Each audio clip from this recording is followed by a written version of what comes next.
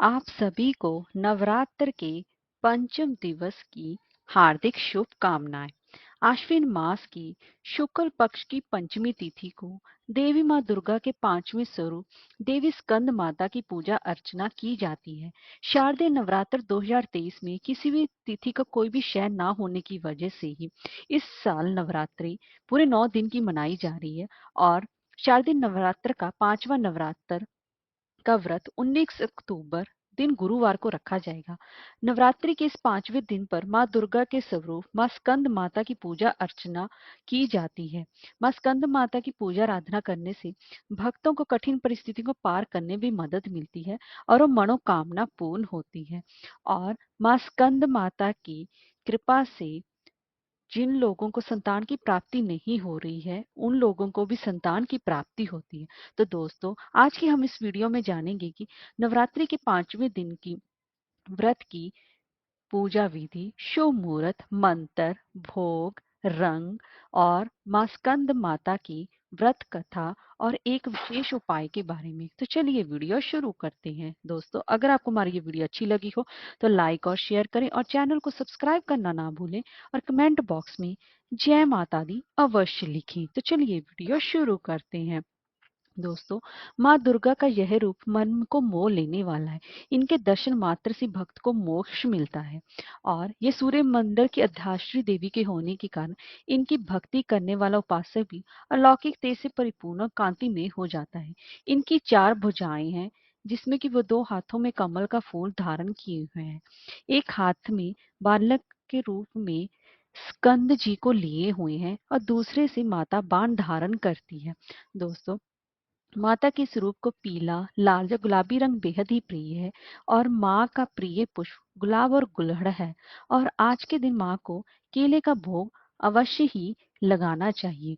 और दोस्तों, उससे पहले हम जान लेते हैं कि माता की जो पुत्र हैं स्कंद, उनका अर्थ क्या है। स्कंद का अर्थ होता है ज्ञान को व्यवहार में लाते हुए कर्म करना।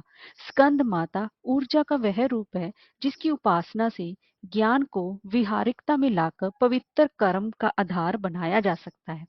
इस शास्त्रों में बताया गया है कि इस तरह ये इच्छा शक्ति, ज्ञान शक्ति और क्रिया शक्ति का ये समागम मिलकर बनना है। इसलिए शिव तत्व का यह मिलन जब त्रिशक्ति के साथ होता है तो यही स्कंद कार्तिकेय का जन्म होता है। दोस्तों, इसीलिए इसका महत्व और भी ज्यादा माना जाता है। दोस्तों, नवरात्रि पांचवी का ये नवरात्रि व्रत 19 अक्टूबर दिन गुरुवार को रखा जाएगा और इसकी पंचमी तिथि शुरू हो रही है 19 अक्टूबर को सुबह 1:12 से प्रारंभ हो रही है और 20 अक्टूबर सुबह 12:31 पर समाप्त हो रही है। और ऐसे में सुबह के ब्रह्म मुहूर्त का समय रहेगा सुबह 4:52 से लेकर सुबह के 5:40 तक। उस दौरान आप नहा धोकर माँ स्कंद माता की पूजा अर्चना अवश्य ही करें। और इस साल शारदीय नवरात्र के पांचवें दिन पर सौभाग्य योग और शोभन योग भी बन रहा है जो कि सुख समृद्धि और सौभाग्य प्रदान करने वाला भी। और इस दिन एक खास दिन भी और भी है, वो है ललिता पंचमी।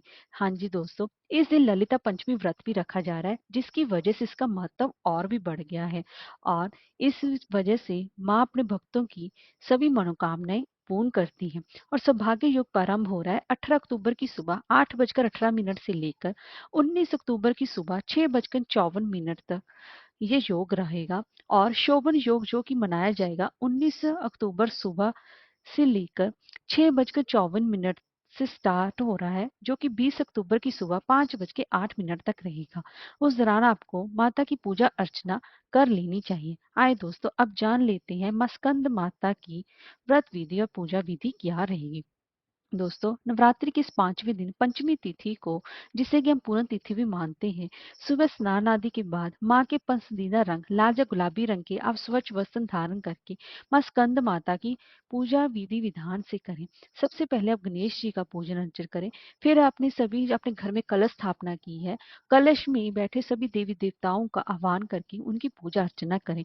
अब उसके बाद माता को पूजा में रौली, अक्षत, धूप, दीप, उनके पसंदीदा लाल व पीले रंग के गुलाब और गुड़हल के पुष्प अवश्य ही अर्पित करें।